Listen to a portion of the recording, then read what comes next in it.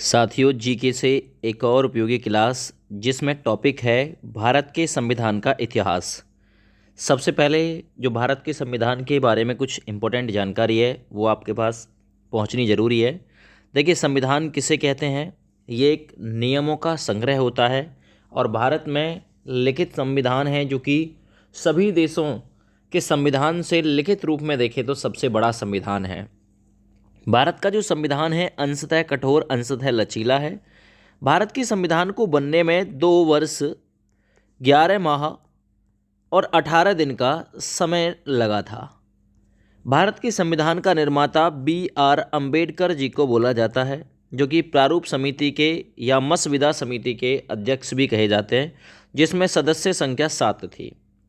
भारत का जो संविधान है ये 26 नवंबर 1949 को पारित किया गया था।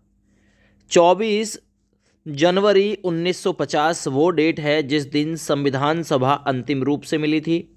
संविधान सभा का गठन 9 दिसंबर 1946 को किया गया था। वैसे अगर गठन की पूछे तो गठन किया गया था 6 दिसंबर 1946 को, ठीक है ना, 1946 को। लेकिन संविधान सभा पहली बार जो मिली थी, उद्घाटन अधिवेशन की अध्यक्षता सच्चिदानंद सिन्हा जी ने की थी, कार्यवाहक अध्यक्ष थे। 9 दिसंबर 1946 को कौशल चैम्बर भवन में उसकी जो बैठक थी वो हुई थी और 6 दिसंबर 1946 को संविधान सभा का गठन किया गया था। वहीं दूसरी बार 11 दिसंबर 1946 को, यानी कि 2 दिन बाद संविधान सभा फिर से मिली। इस दिन हुआ क्या था? 11 दिसंबर 1946 को डॉक्टर राजेंद्र प्रसाद जी को संविधान सभा का स्थायी अध्यक्ष बनाया गया था और स्थायी अध्यक्ष थे सच्चिदानंद सिन्हा जी। इसी क्रम में अगर हम देखें तो 26 जनवरी 1950 वो डेट है जिस दिन भारत का संविधान लागू हुआ, भारत को गणतंत्र घोषित किया गया। गणतंत्र का शाब्दिक अर्थ है वंशानुगत शासन का ना होना। हमारा देश एक ऐसा देश है जहां वंशानुगत शासन नहीं है। ब्रिटेन में देखोगे तो फिर भी क्राउन अर्थात ताज का शासन बोल सकते हैं, लेकिन भारत गणतंत्र है, गणतंत्र का शाब्दिक अर्थ है यहाँ वंशानुगत शासन नहीं है। यहाँ पे चुनाव होता है, जो हमारे प्रधानमंत्री हैं, राष्ट्रपति हैं, इनका चुनाव होता है 5 वर्ष बाद, ठीक ना, प्रत्येक 5 वर्ष बाद यहाँ चुनाव होता है। यहाँ जनता का शासन है, जनता जिसे चाहेगी वो सत्ता में रहेगा, जिसे चाहेगी हटा देगी। इसी क्रम में मैं आगे और बढ़ता हूँ। इसी क्रम में आपको बताता हूँ, जब भारत का संविधान लागू किया गया था तो उस समय इसमें मूल रूप से 95 अनुच्छेद थे, 395। उस समय 8 अनुसूची थी, 22 भाग थे, है ना। आज बात करते हैं तो 444 से ऊपर अनुच्छेद हो चुके हैं, लेकिन मूल रूप से आज भी 395 ही हैं। कै ख ग भाग इत्यादि की वजह से 444 अनुच्छेद हो गए। अनुसूची की बात करें तो 12 अनुसूची हो गई हैं और भाग की बात करें तो 25 इस समय भारत के संविधान में भाग हैं। चलिए महत्वपूर्ण क्वेश्चनों को कवर करते हैं। सबसे पहला सवाल देखिए, निम्नलिखित में से किस अधिनियम के द्वारा अर्थात एक्ट के द्वारा भारत के गवर्नर जनरल को अध्यादेश जारी करने की शक्ति प्रदान की गई थी? अध्यादेश जिसे वर्तमान में भारत के राष्ट्रपति के द्वारा आर्टिकल 123 के तहत जारी किया जाता है, तो ये किस अधिनियम के द्वारा भारत के गवर्नर जनरल को जारी की गई थी, शक्ति प्रदान की गई थी? कौन सा ये एक्ट था? तो देखिए सही आंसर था भारत परिषद अधिनियम 1861 के तहत भारत के गवर्नर जनरल को अध्यादेश जारी करने की शक्ति प्रदान की गई थी। सवाल नंबर 2 देखिए, भारत के गवर्नर जनरल को किस एक्ट के द्वारा अपनी समिति के निर्णयों को अस्वीकार करने का अधिकार मिला था? गवर्नर जनरल को कि भाई ये अपनी समिति है, इसके निर्णय वो अस्वीकार कर सके, ऐसी शक्ति, ऐसा अधिकार किस एक्ट के द्वारा मिला?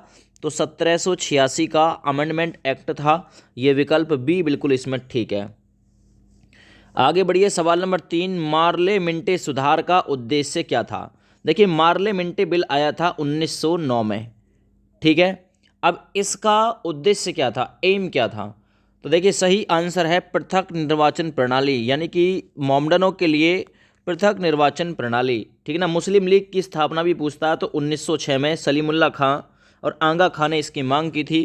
पृथक निर्वाचन प्रणाली 1909 मार्ले मिंटे सुधार का उद्देश्य था कि अलग से निर्वाचन प्रणाली लागू की जाए मुसलमानों के लिए। देखिए चौथा नंबर क्वेश्चन इसी से रिलेटेड है। मुसलमानों के लिए अतिरिक्त निर्वाचन मंडल प्रारंभ किसके द्वारा, यानी कौन सा एक्ट था जिसके द्वारा लाया गया था?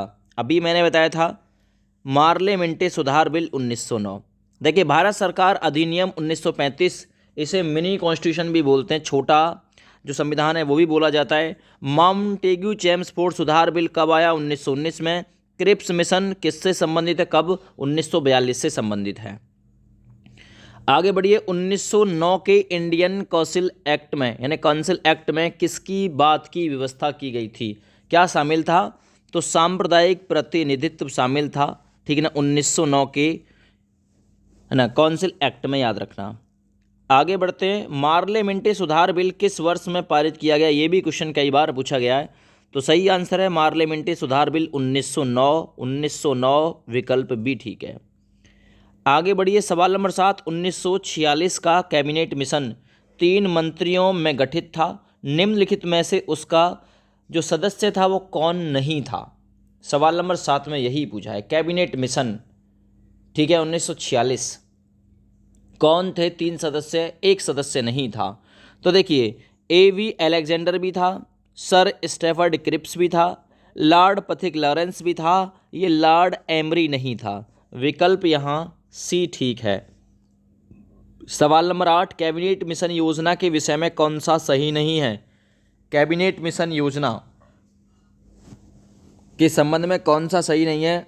संविधान निर्माण का अधिकार बिल्कुल ठीक है, प्रांतीय समूहीकरण बिल्कुल ठीक है, भारतीय सदस्यों का अंतरिम मंत्रिमंडल बिल्कुल ठीक है, पाकिस्तान की स्वीकृति, यही इसमें सही नहीं है, ठीक है, ऑप्शन डी।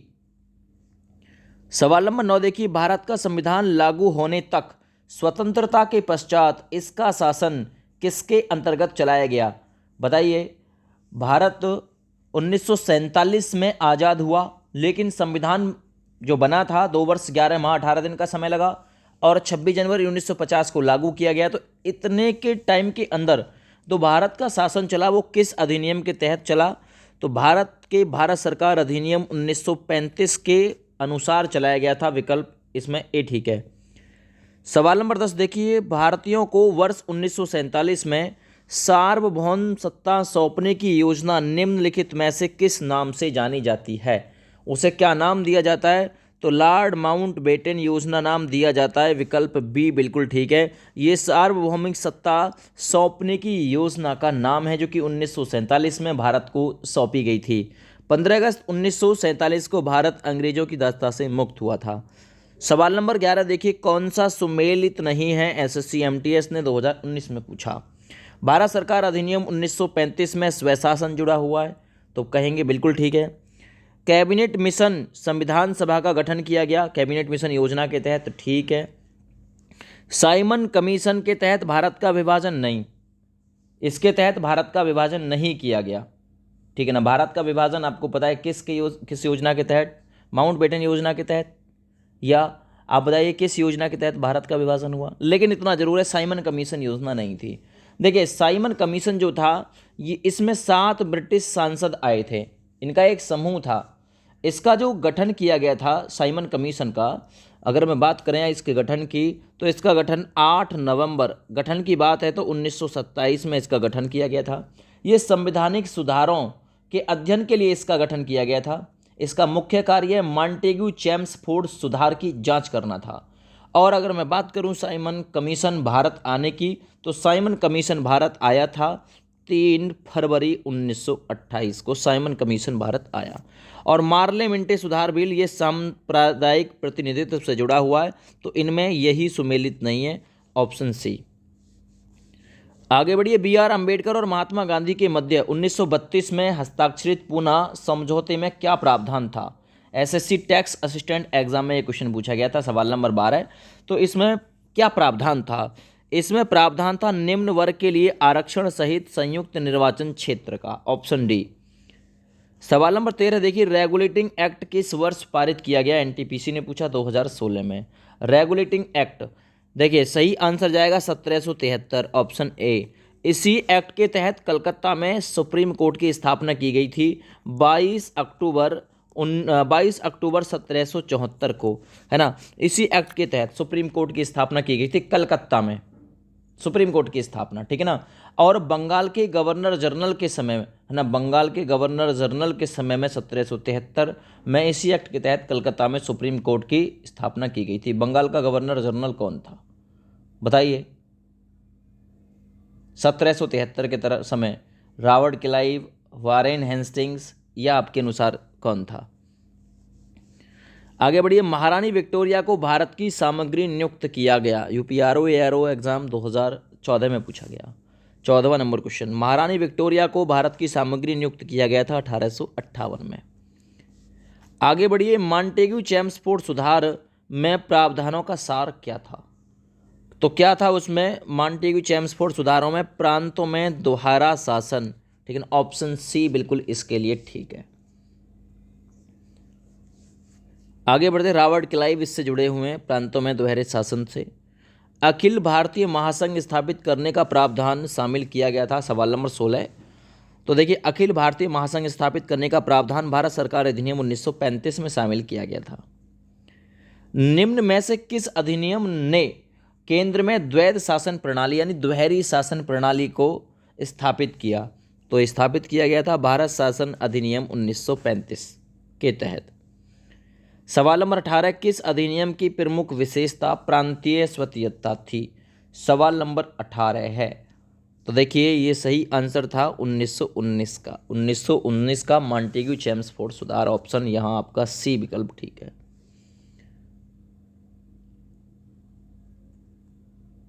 सॉरी, हाँ, ये क्वेश्चन आप लोग दोबारा से देखिए। सवाल नंबर 18, किस अधिनियम की प्रमुख विशेषता प्रांतीय स्वतीयता थी? तो ये भारत सरकार अधिनियम 1935 था दोस्त, याद रखना। सवाल नंबर 19 देखिए, संघीय प्रणाली का पहला प्रयास भारत सरकार अधिनियम कौन से अधिनियम के तहत किया गया था? संघीय प्रणाली का पहला प्रयास।